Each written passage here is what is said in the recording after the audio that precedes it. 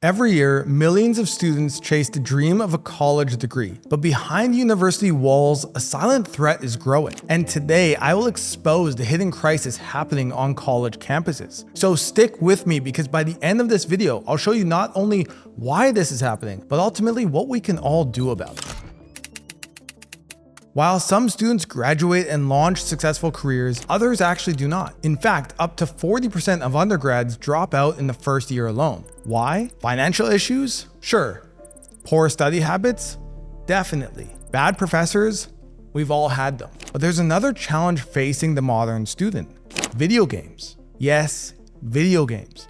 And before you click away, hear me out. Gaming has quietly become one of the leading causes of college dropout. How do I know this? Because for the past 10 years, I've run Game Quitters, the world's largest support community for gaming addiction. Each month, over 150,000 people visit our site seeking help, and most are struggling college students. I've coached hundreds of them on the brink of failure and received thousands of emails from desperate parents. So I've seen firsthand how gaming addiction can derail what should be the most promising years of a young person's life. In that headspace of gaming consuming so much of my time and being necessary just to stay happy, I no longer had that time to even commit to schoolwork.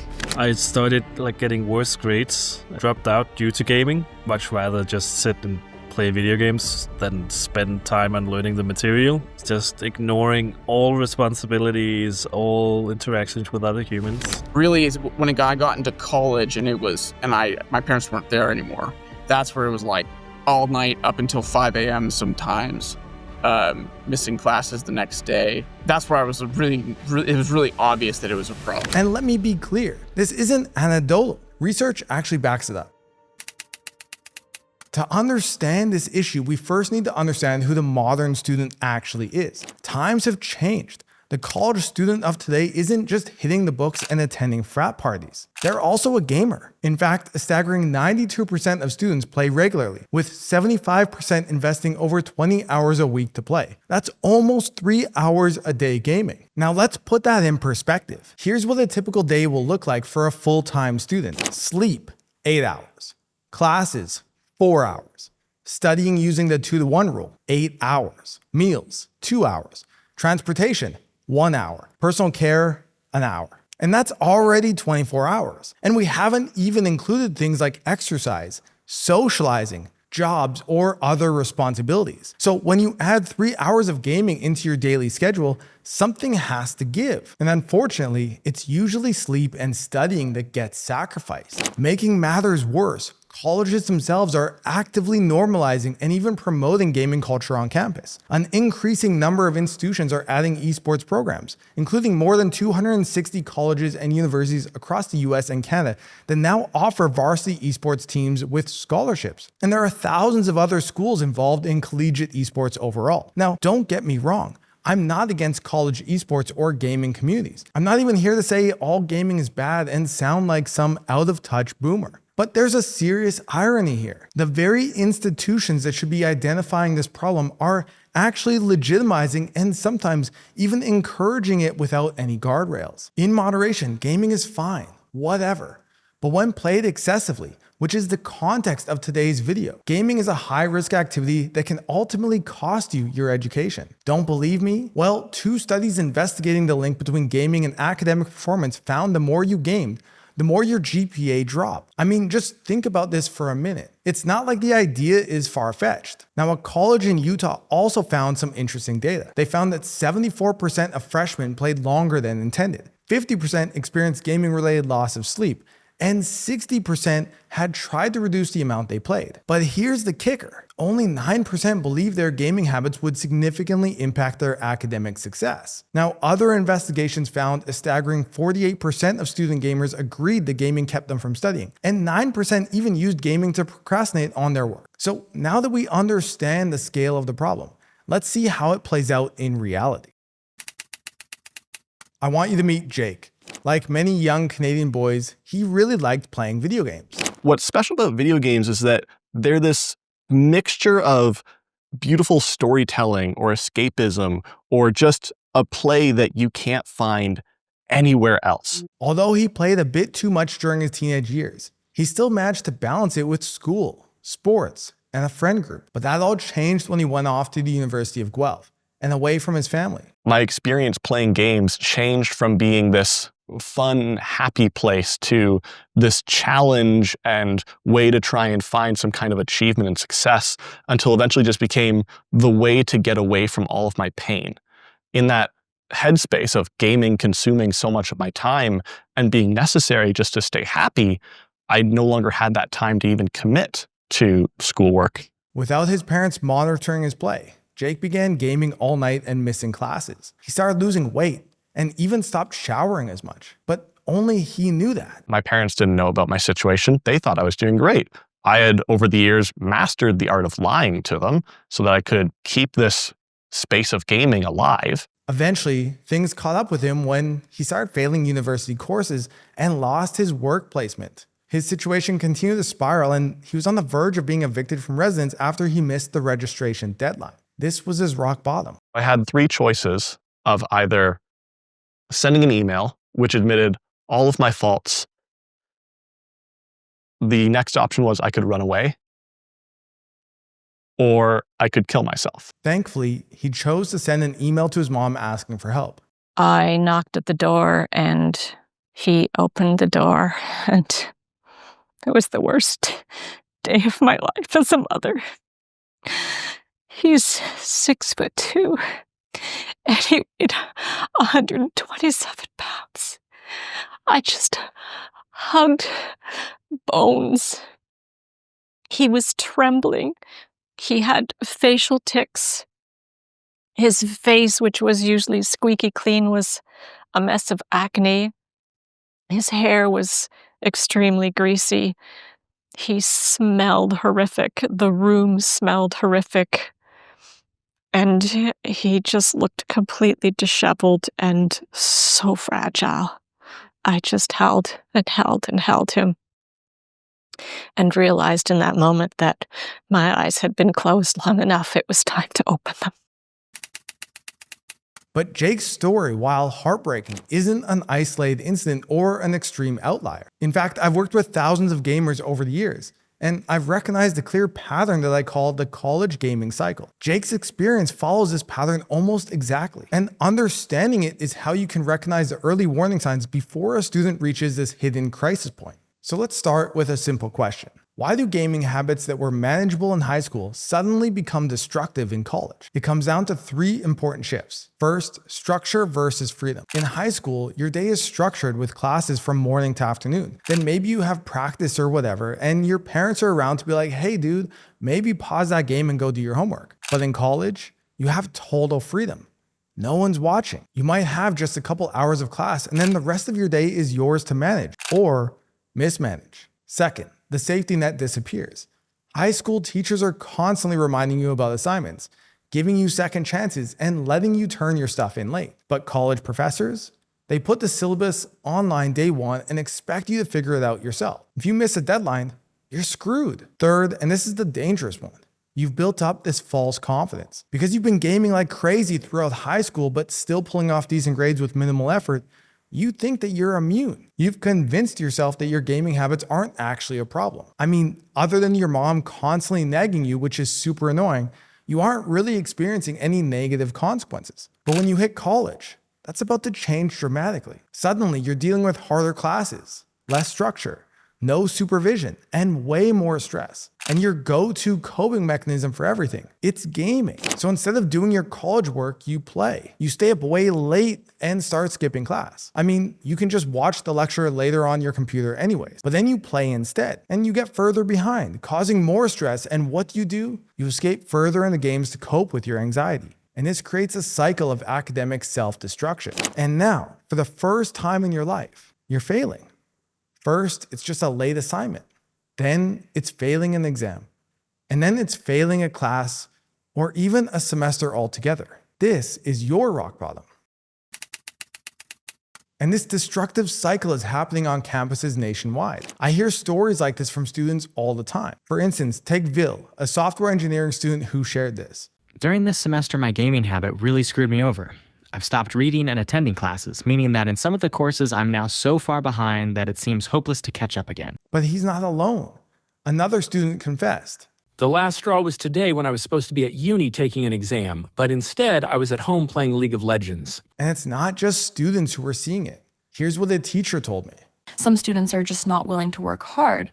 Receiving an F is not enough of a deterrent.